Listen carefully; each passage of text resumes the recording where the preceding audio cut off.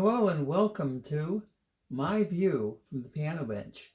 We do this on Wednesday evenings at 7 p.m. here on my Joe Holt YouTube channel, in addition to Piano for My Friends on Thursday evenings. This is the time where I allow myself to express thoughts or experiences, or even sometimes just make discoveries in front of you, myself. Thank you to those of you who support and encourage me via the links you'll find on the support page of my website. Off to a good start, and you'll see that link in the video description. Thank you for looking at that if you haven't already, and for your consideration. These things in effect sponsor these videos going forward, and regular support such as the Patreon tip jar option will elicit from me a thank you email each month with exclusive audio or video content, often behind the scenes and inside the process. So,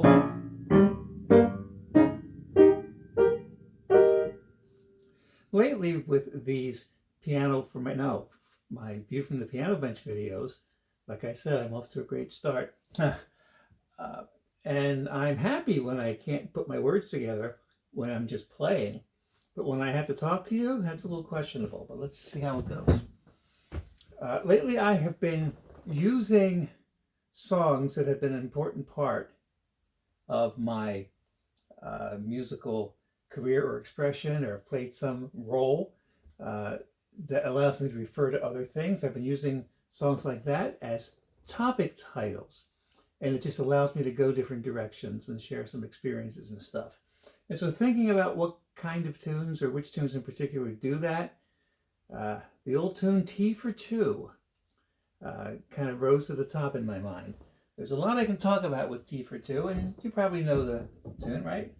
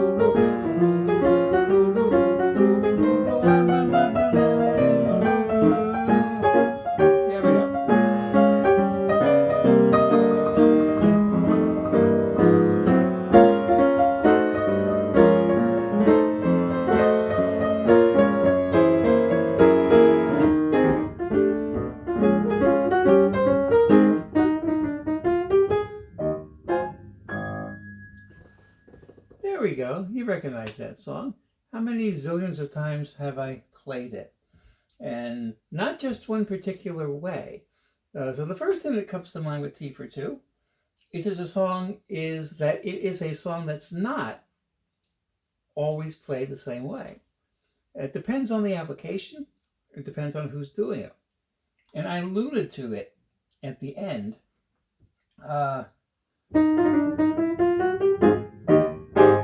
Just slightly alluded to it.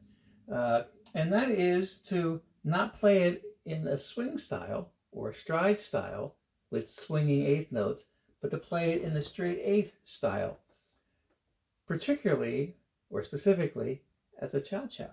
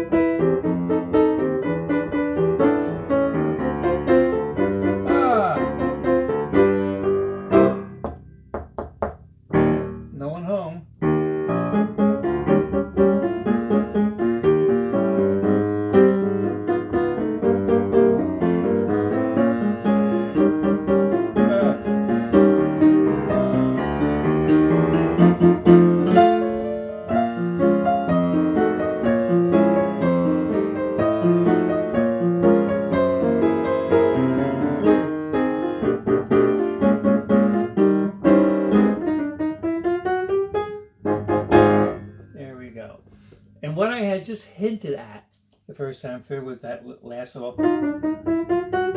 cha-cha-cha, right?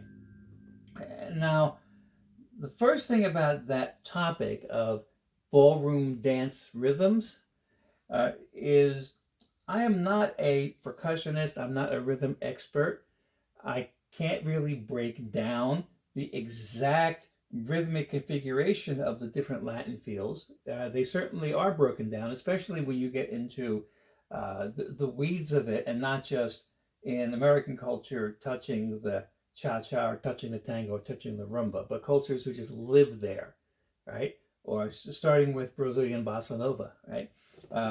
There are specific ways to approach it, just as there are very specific ways to approach things that I kind of live in, the stride piano styles or the swinging rhythms and such.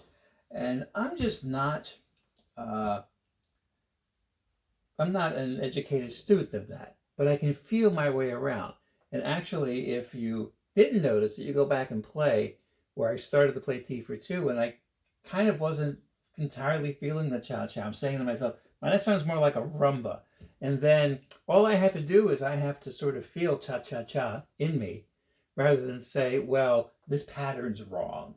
You know, it's like the patterns are the things I'm doing follow the feeling. Now, the other approach, and it's more of a classical player's approach, is the feeling is derived from properly putting the parts together and then internalize them deep enough that you can express your feeling. Two ways of the same thing. Hopefully the same thing.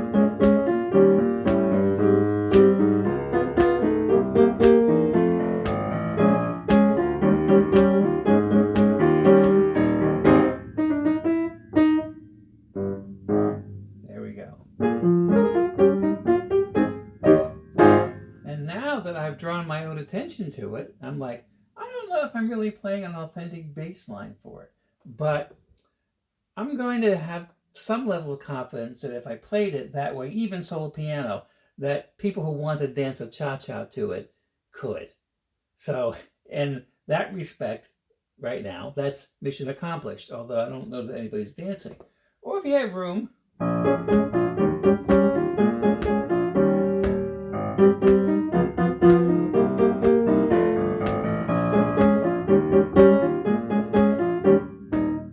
you can tell me if that was danceable or not.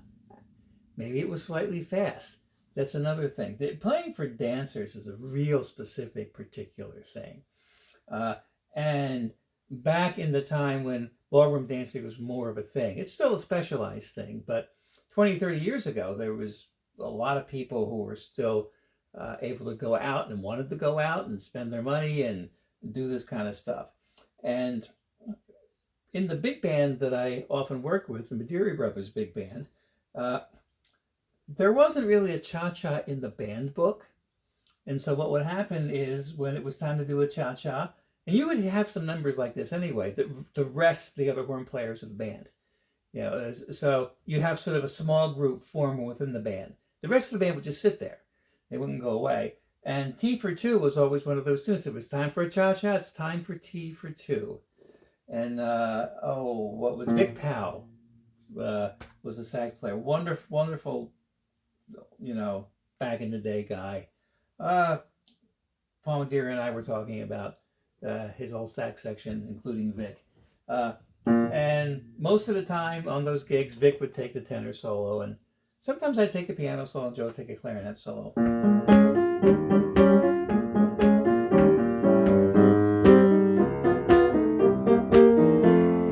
And I don't know that any of us were really super students of, you know, the schematic diagram of cha-cha rhythm. But, you know, the bass player knew what to feel.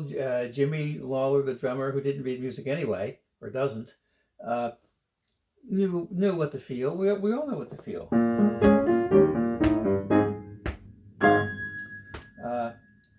Related to feeling, on the swinging side of the street, the place where I'm more comfortable, and I should probably talk about this in a separate video, and I probably will, but the idea of the swinging feel.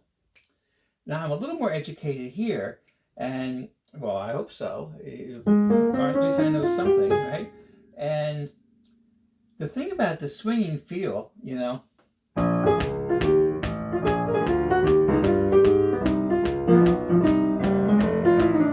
play it over the same tune, which is part of the point of doing this.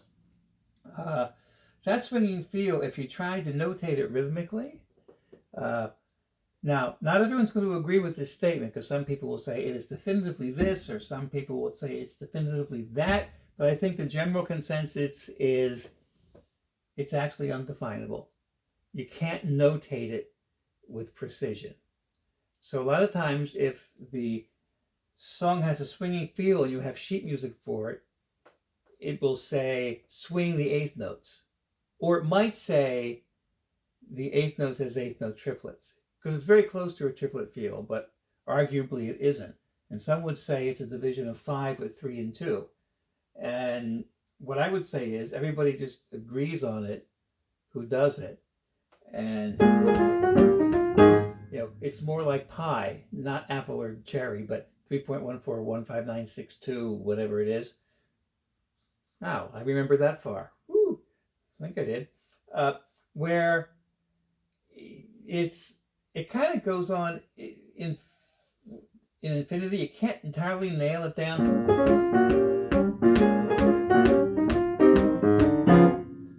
but you know it when you feel it. And so for people who really are steeped in the swing culture, the era, and it's not my generation, but I'm still steeped in it. I think those people are probably more likely to just be comfortable feeling their way around whatever else they're doing, which is what I do.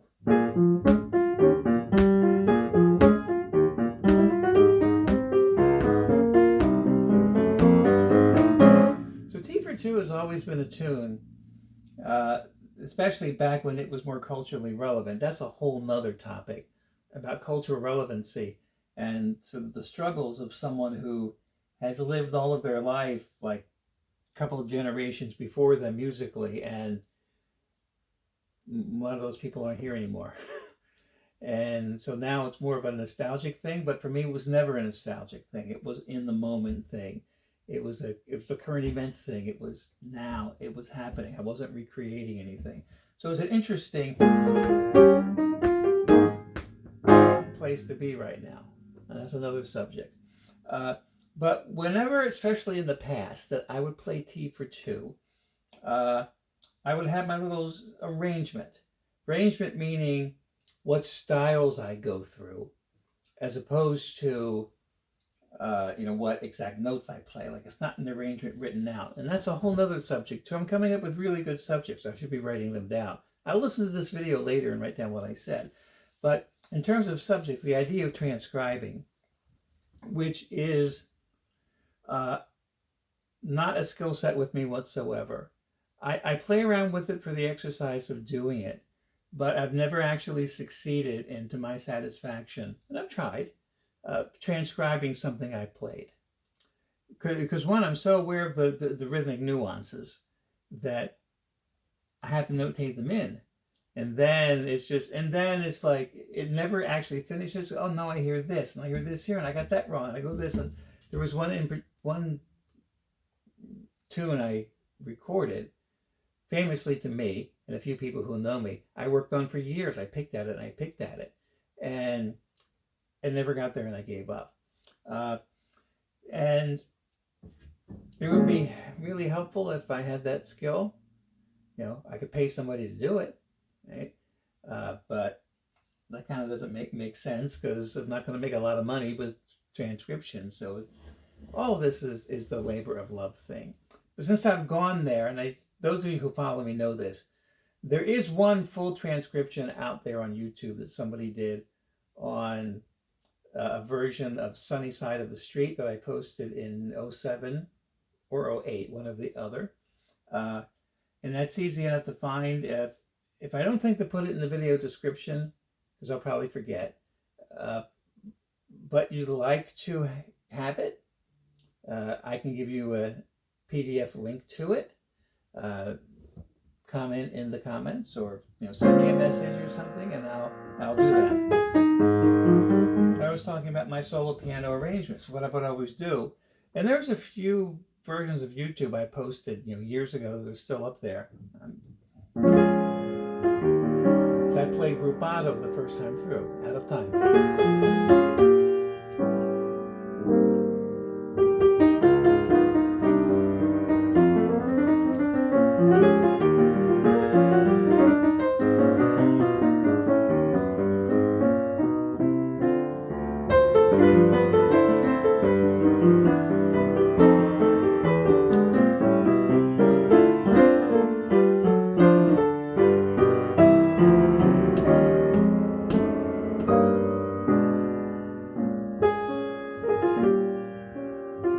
Or I play it real slow.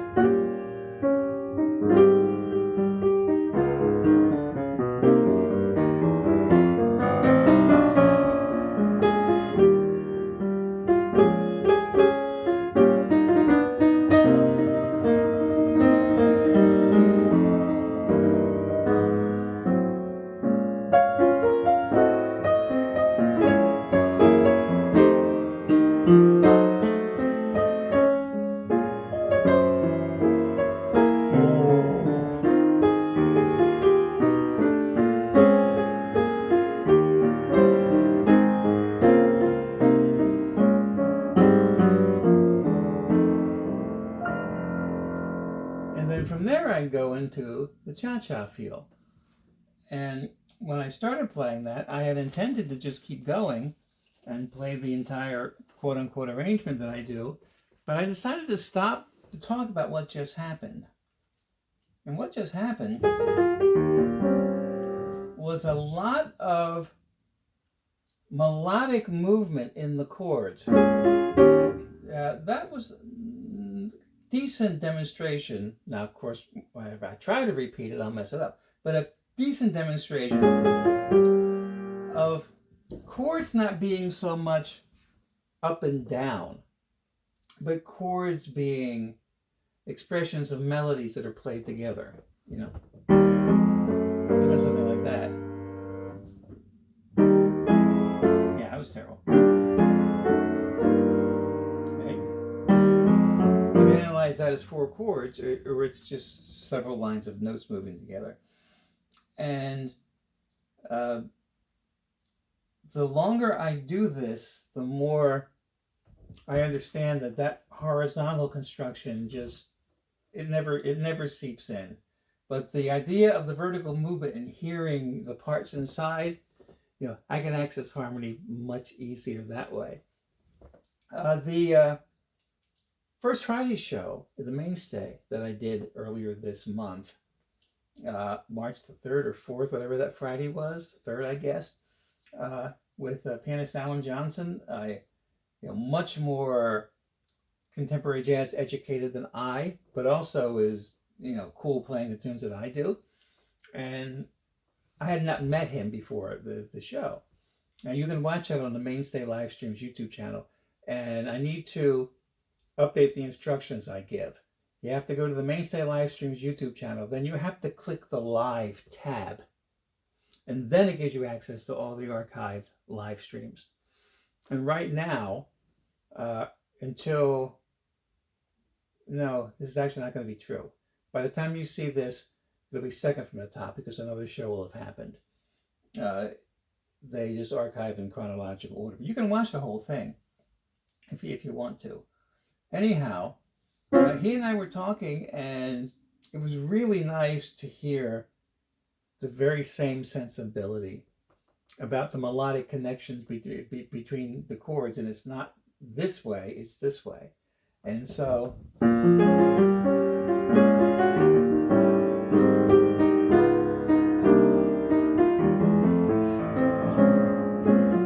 since I think I did it better the first time, I'll leave it be. But that was something to look at and think about if you're inclined. So I get done the first rubato or slow chorus, then I set it up in time. Now it's cha-cha-ish time.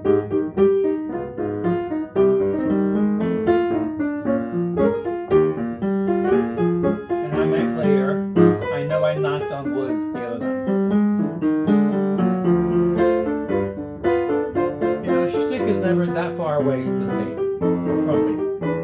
Sometimes I try to push it away, sometimes it overtakes me.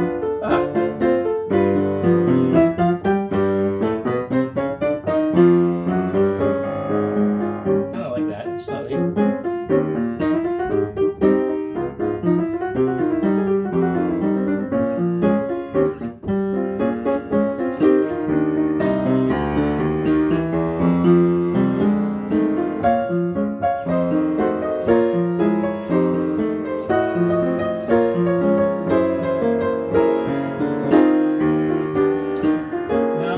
Swinging it. You can feel the eighth notes change. Here we go. Now stride chorus.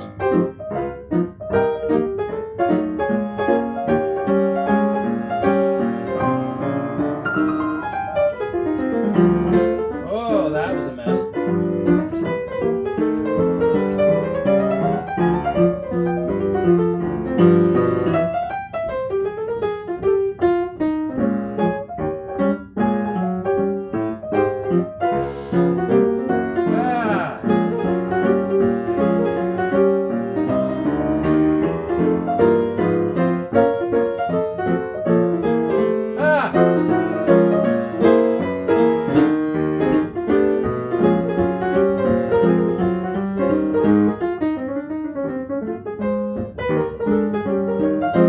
I thought I would do an improvised chorus.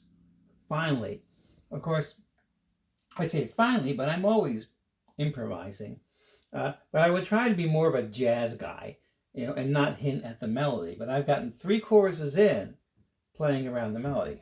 Rubato, cha-cha.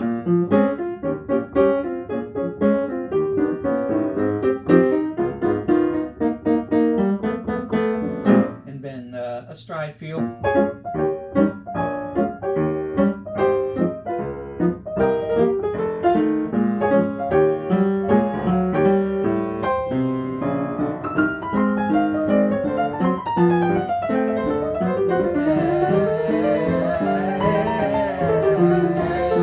Okay, that was some improvisation that just happened for what it was worth. But that tempo is an ideal tempo for me to play stride. And I've talked about this and why I don't consider myself or bill myself. People can call me a stride player. I'm fine with that. I don't bill myself as that because at a certain point it breaks down in terms of tempo. And there are players who can do the breakneck tempo.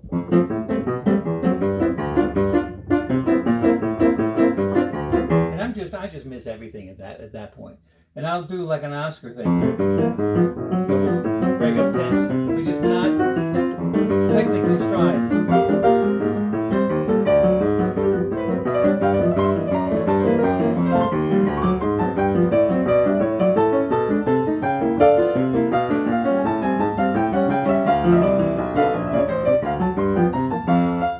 Now I can do that clean, right?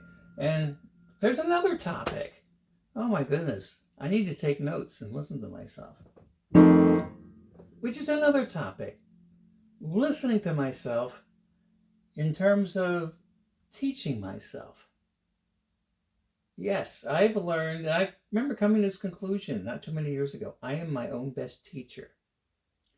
I'm saying that because I do now need to watch this and transcribe what I've said. Because I've got like 7 different topics in this thing.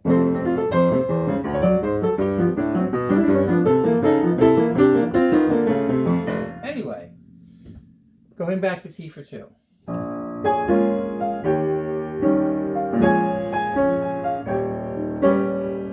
And nice and slow, or nice trot.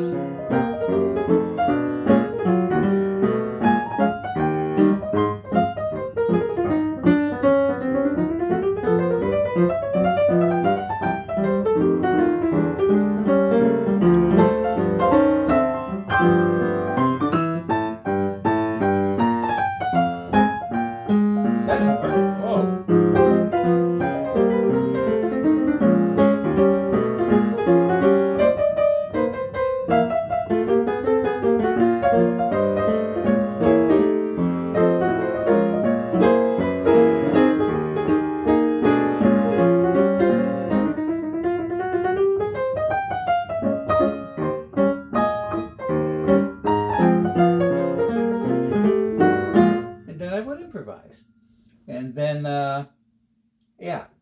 And then I have my little shtick. Yeah, me? Anyhow. So I'm, and last chorus. Now, when I look, when I just do something that's strange that comes out of nowhere, and then I give you this look, uh, there's a genuineness to that. That is not planned ahead of time in terms of I'm going to do this here and I'm going to look surprised. No, it's like, what have I done now? No, that's for real. Now, I allow myself to do it, but it's still for real. It's just like, really? Okay? But this soon is a case where I made it part of the shtick. And there's not too many that I've done that deliberately, that I do it repeatedly, but this was one. So last chorus. Now I'm going to start getting a little tentative. I'm like, wait a minute. Oh. And like, that's right. I was playing a cha-cha and I forgot. Yeah.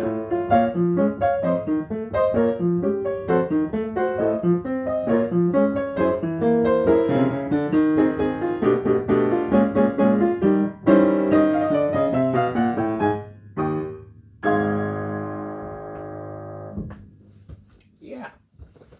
ADD improvisation. There's another one, Joe, when you're out there taking notes, right? Write this down, note to self, right here. And I'll talk about that a little bit right now. So, the reason I come back to the cha-cha, and once it is in time, started the cha-cha, is because that's my caricaturization. That's caricaturization, right, of that tune, where it's kind of the default cha-cha. So I'll play it as a cha-cha, and I'm going to write down this because I now have a fork in the road and I want to do both. All right.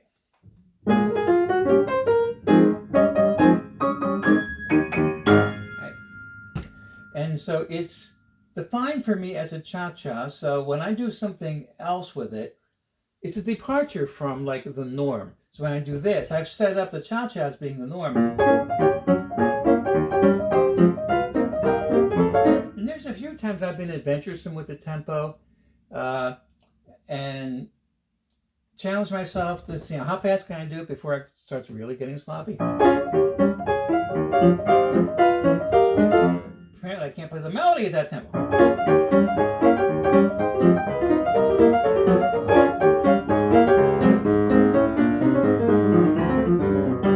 And so sometimes it falls in a slot and sometimes it falls like a face plant. And you know, here's something that'll take me to. And I think this is applicable in any pursuit, but I'll describe it in terms of music. And that is when you're doing something, presenting something, you're presenting with the skill set that you have. And in something like this, the arts, and for me specifically playing piano, it's always a growing thing. You always are looking to push out those boundaries, to be able to access more and to find more, right? And in the absence of that, the eternal flame goes out with this. For somebody who's an artist or in the arts, and that is their life, right? And so you're always practicing to push out the fences in your yard, or create a bigger box for yourself in which you can operate and you're comfortable. And it's really important. And when I work with students, this is a thing at a certain level that you really have to pay attention to. There's a performance box and there's the practicing box. The practicing box really doesn't necessarily even have flaps on it, or sides. And you're figuring things out, you're practicing, but when you perform, you want to have total confidence that what you're going to do is going to work. You want to believe in it, what you're doing. You don't want to like throw spaghetti against the wall in terms of like, I'm going to try this lick and I hope it works. As soon as you're there, you're setting yourself up to break your ankle in the in the ice skating rink or something like that. Now, some people do that, right? And it's a more cerebral approach to playing, and that's not me. I want to do it like I'm talking with you, and I want to feel like I feel good about the word choices I made. You know, my diction is good. My timing is good. I didn't stutter too much, which is an issue with me. So you want to know what your box is, and you want to perform in it. Now, a ridiculous thing that I hear people say, and I'm not cutting them down saying they're ridiculous. I'm saying this thing that I will hear people say about me is ridiculous, that I can play anything. But I have a comeback to that. And when I come back with it, everybody understands. I says, well, there's a whole lot of things I can't do. But when I perform in public, I don't let you hear them. I don't do things I can't do in public. Everything that I do in public, I can do. And I do a variety of things. So it's like, that gives you the impression I can play anything. Well, that's not why I do it. But that's what people take from it. Oh, you can do this, you can do this, you can do anything. Oh, no, I can't.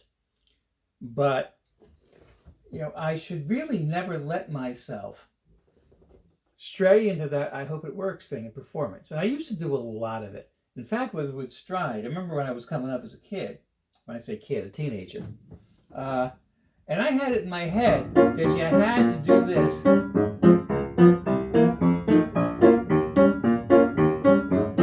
You know, at whatever tempo, and you know, and when you start really struggling with something when you're playing, it actually affects your time, your rhythm, and everything just kind of falls apart. And I never gave myself permission to do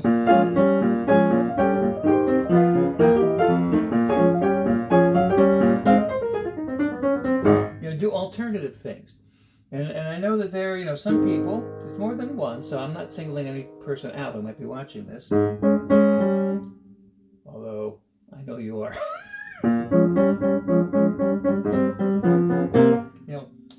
Don't so much care for it when I do things like just repeat quarter notes, like an Earl Garner.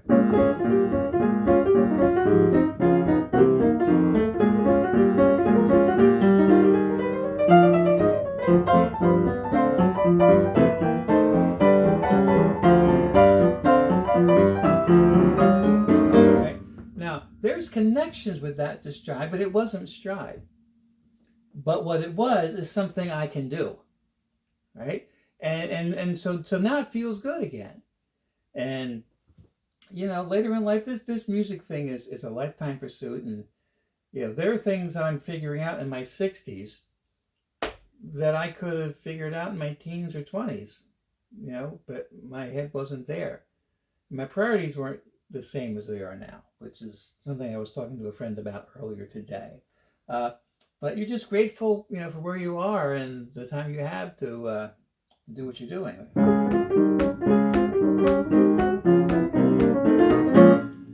Because really, you can just play two notes together and nothing else.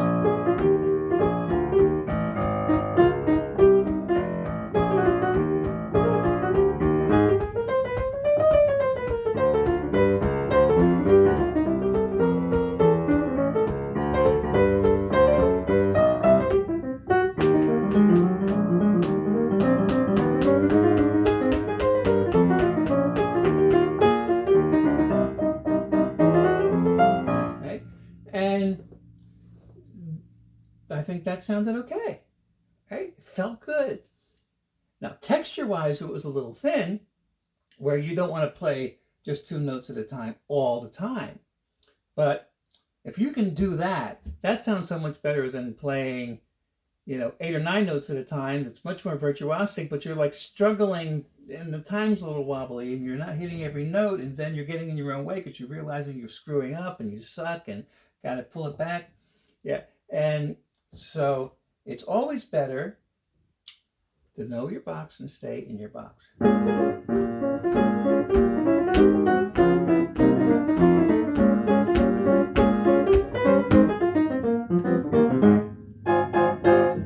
right. I forgot the two things I wrote down. Look at that. Okay. No, well, one thing I would have remembered. And that is the tune T for Two was one of the first tunes I heard a recording of Art Tatum play. And some of you have heard this story that trumpet was my double in high school. Excuse me. And so I had a trumpet teacher. He came to my house, and he asked me what I thought of Art Tatum, and I was 17 years old. And I said, who?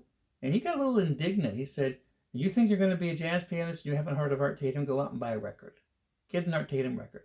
And of course, then you had to go to the record store and buy a record. Now we'll look it up on our phones on whatever streaming service we use, which for me is YouTube Music.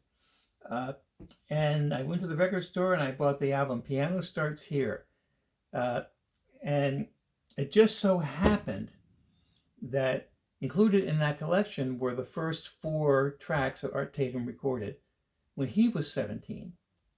Now, he had kind of set arrangements of tunes like I've shown that I do, but those arrangements allow you to do other things. They're just sort of like forms that something sits in. So his kind of arrangement of T for Two never changed, but what he did within that evolved a lot over the course of his life, and life that was too short because he drank himself to death. But in later years, in the 50s instead of 30s, which is I think when he did his first recording, I'm going to guess it was 32 or 37, one or the other. It's much more harmonically advanced. There's a lot more going on, but still, I listened to, it was Humoresque, it was T for Two, and it was 2 other tunes that I don't remember right now.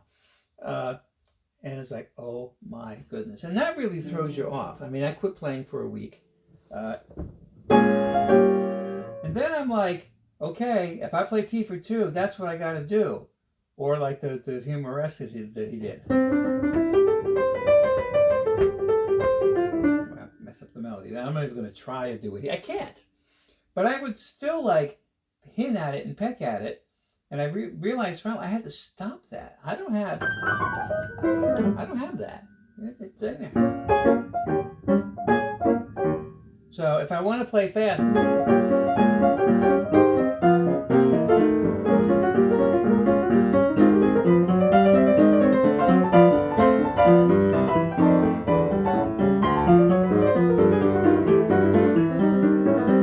so where I'm at now, it's not that I can't play fast. There's things I can't do fast, and I practice them slow. It's like I mentioned to you, I think, at some point recently, the transcription of the Night Train recording of Oscar Peterson. It's like I kind of can play it, and a lot of it I can play it so it sounds, good, it swings, but I purposely do it at a really slow tempo because it's really, yeah, right.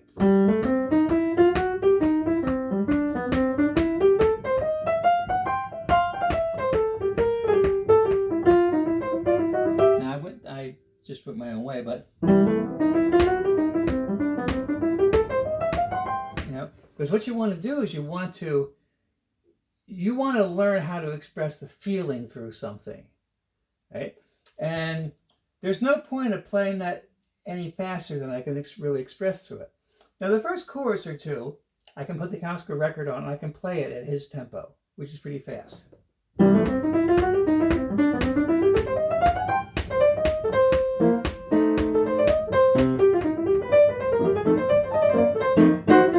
Anyway, I'm taking liberties again. But, my goal in doing something like that is to say something, not to play something. Oh my goodness, I like that quote. I got to write that down when I listen to this. Yeah, but I'm sure somebody says something like this. Don't seek to play something, seek to say something. Right?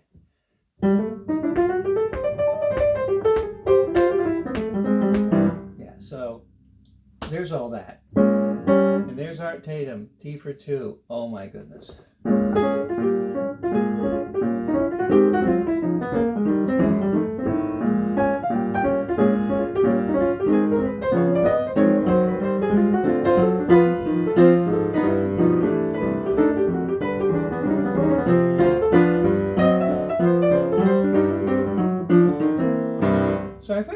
1993 that I got the hotel lobby gig at the Showboat in Atlantic City. And that started, a period of time where I played a lot in Atlantic City. And a lot at the Showboat, working for the entertainment department. And again, I'm repeating myself if you've seen me, regularly, that I counted when I was there over 30 entertainers, most of them musicians, not all, but 30 entertainers working just the public areas full time for the entertainment department of the Showboat, which is great, not counting the showrooms or restaurants. Oh my goodness. It was his own little theme park.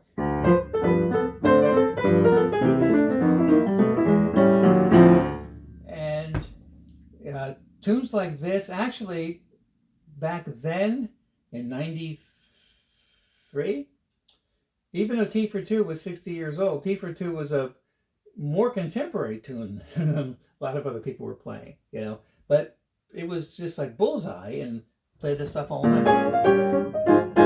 And then that's what led me to realize that I can really fill my calendar if I get hooked up with senior communities. It has never really occurred to me before then as a thing. And that led to me becoming certified in music therapy, and for like 10 years having ongoing contracts with 30 different facilities. I think it was 30 or 31. I didn't count in 4 different states. And I had some tunes that I played all the time. I always started with the same tune. I always ended with the same tune. Even if I did 6 different programs in a day, like, 3 in one facility, 2 in another, and then 1 somewhere else, a lot of driving in between. And T for Two wasn't one of those ones I played every single time, but I played it often. That was a go-to.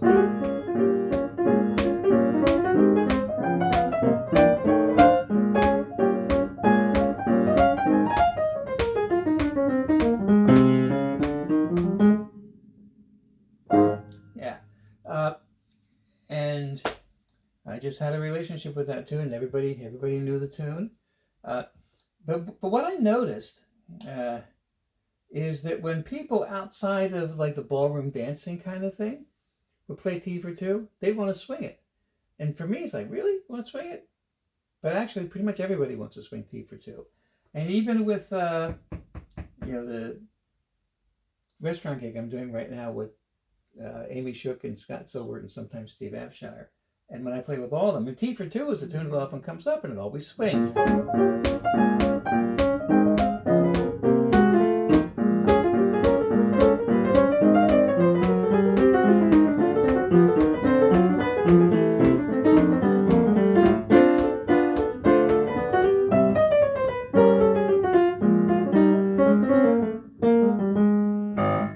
So it's kind of unique to me that I use that tune to go between different styles.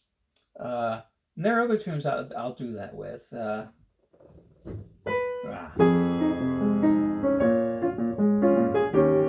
the Things You Are.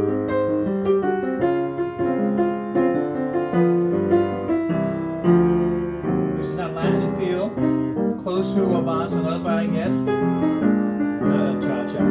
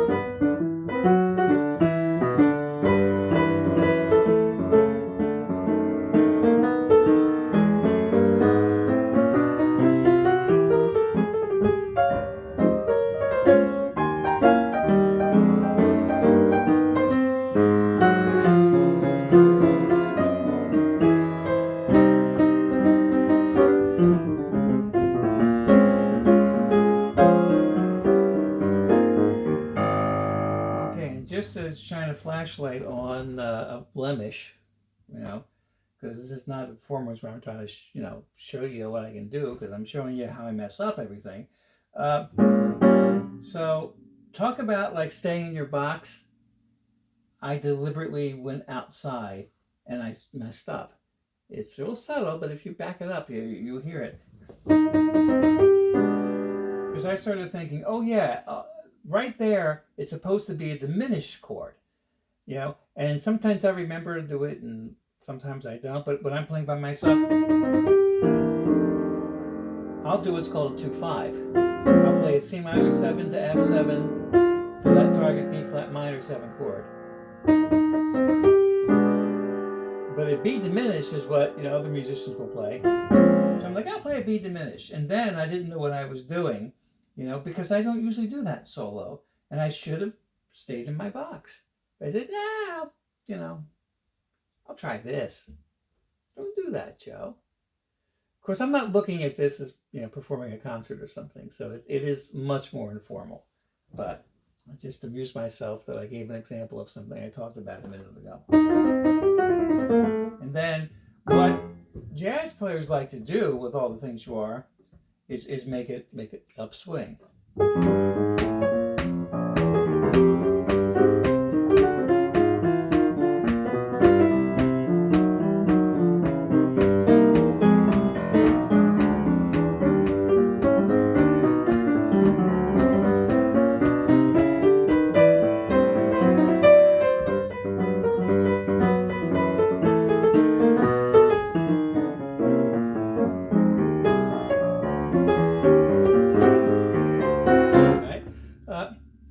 And that's just the default for jazz guys. To me, that doesn't really represent the tune lyrically as well as anything else. So I tend to go there the least amount of time, but I'll do it. The other thing you can do with that is play as a waltz, which I didn't think about with T for 2. I'll have to come back to that in a second.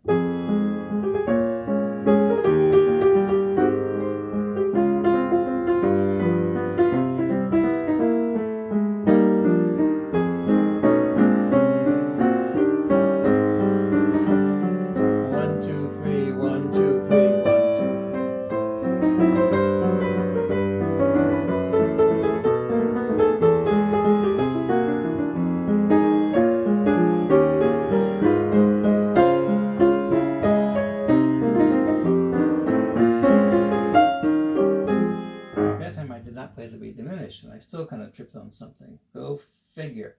So I don't know if I've ever tried to impose 3/4 on T for 2. Let me see. There's your 4. 1,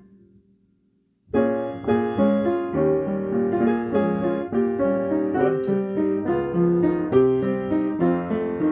And then play the dance tempo. Do do do. So what I'll do if I want to put something in a feel or a style, I'll think of another tune. And so I immediately thought of True Love.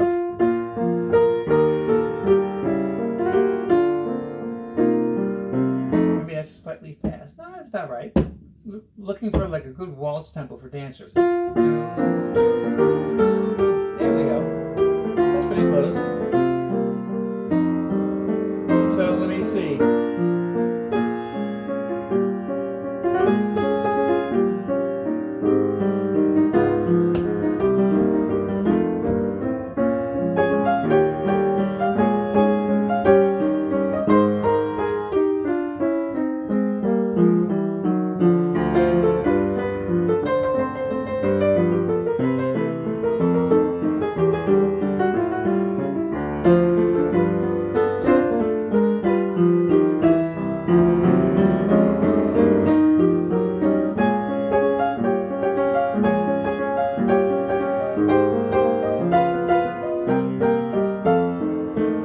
At that time, right then, I wasn't thinking, it just happened. I did a compound. Now I'm thinking about it, that's not going to happen easily.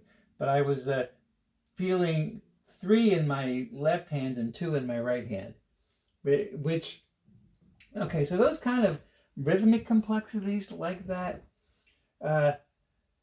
you have to get to the point where you can feel them in order to really pull them off.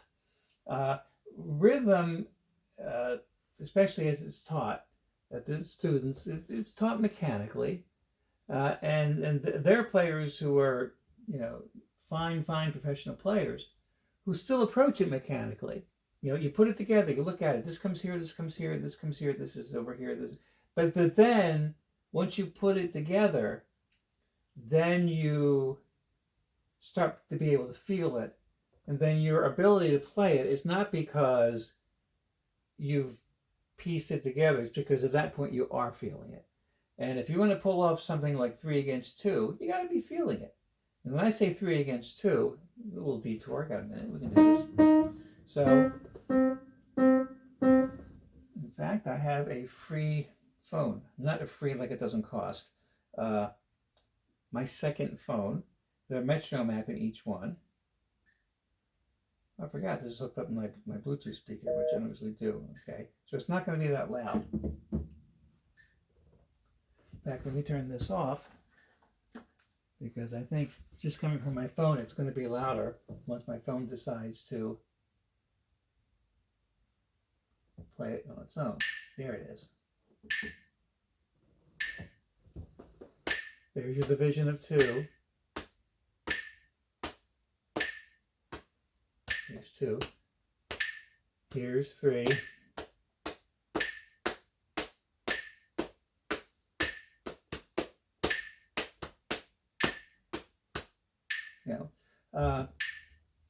So with rhythm, when you want to play a cha-cha, or when you want to swing, or you want to play a waltz, or even if you want to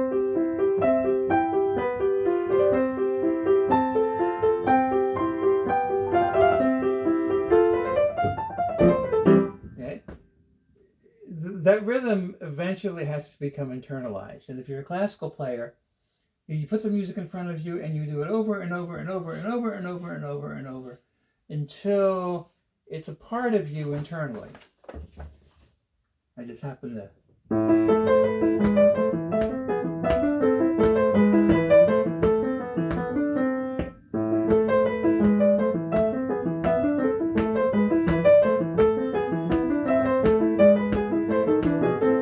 Now that part was improvised, but I can do that. Now, I couldn't improvise it effectively without feeling the time, because the time is the housing for the improvisation.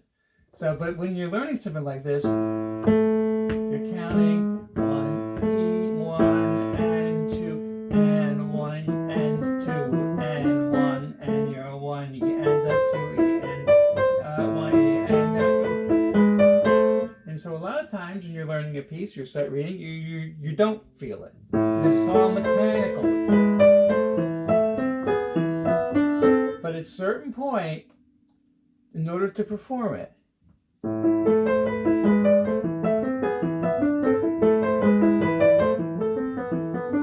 you know how I talk about the classical approach being like putting a jigsaw puzzle together? Well, in order for it to really be effective, then you have to be able to erase those lines in the puzzle. So it's no longer a pieced together thing, it's one cohesive picture. So there's that detour. The last thing I'll say about T for 2, and some of you know this as well, is it's kind of the defining song for Sharon Sable and I of our Blossom Deary project. Now, you know that recording is finished. We have the CDs. Our release date is a month from when I'm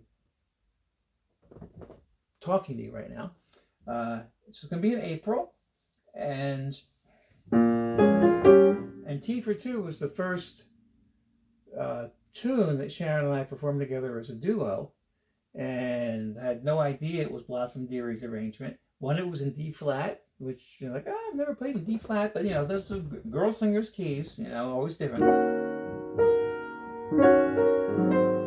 And then there was a verse.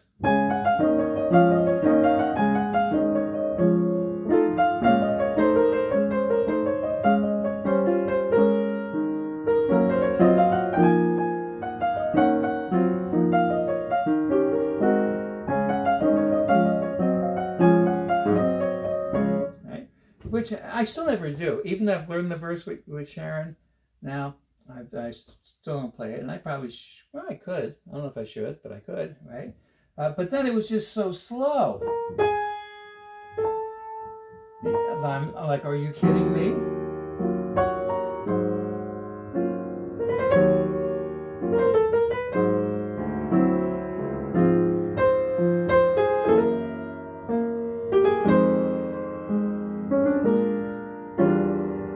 Now that actually might be even slightly slower than we did it, but if it is, it's not much. Really slow, like basically Little Darling kind of thing. And I had no idea that was Blossom Deary's version, but for Sharon, Blossom Deary was her primary reference for that.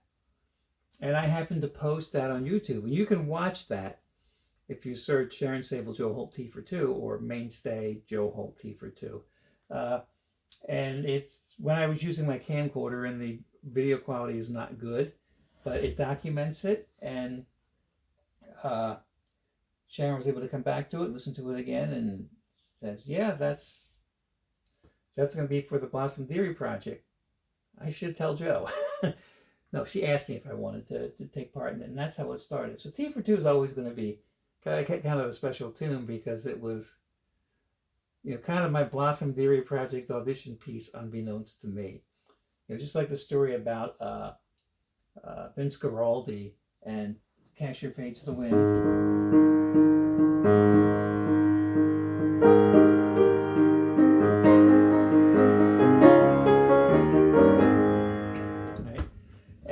When Lee Mendelson heard it, who was producing in Charlie Brown Christmas, he's like, that's the kind of music I want for Charlie Brown. Go find that guy.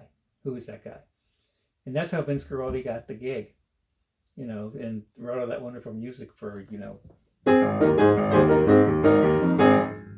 because he recorded Can't Your Fate to the Wind, which is his audition piece, which was his audition piece. So you never know who's listening, right? And you never know what's going to happen. Whew. So there's some reflections on the song T for Two. Hope you find it interesting. Thanks so much for your engagement. Thanks for being here. Thanks to those of you who support and allow me to keep it going. And, if you're willing to consider that, all that's an encouragement. And it's just lovely to be able to just keep doing this. And now by this, I mean all of this. To be a musician, to live this life. So, thanks so much. See you soon. Maybe tomorrow night for Piano for My Friends. See you later.